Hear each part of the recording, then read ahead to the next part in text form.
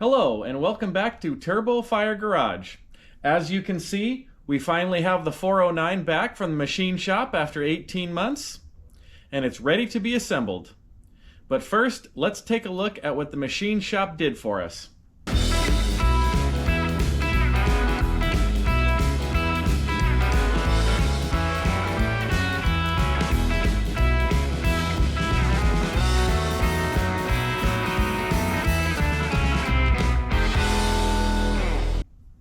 First thing they did was they cleaned and magged the block. When it cleaned up and magged okay with no cracks, they sent it off to Sonacheck, where they found that the cylinders can go up to 120 over. In this case, they only needed to go 68 over, and that's because of all the water damage that was in a couple of the cylinders. But after that, they also diamond honed it, and they balanced the entire rotating assembly.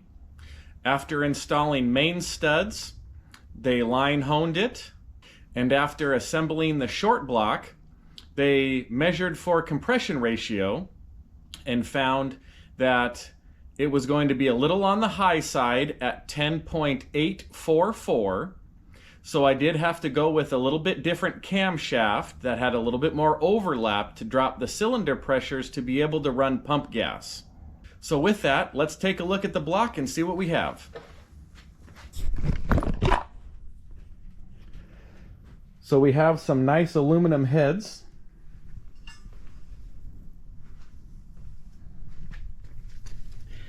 We have an aluminum oil pan. This is going into a 1965 Impala, and since they redid all of the suspension and steering, this one has to have a completely different oil pan than the 58 to 64 W motors. So unfortunately, I had to spend the extra money to get one of these. But this one does have a much better windage tray, and it has a baffled sump in it.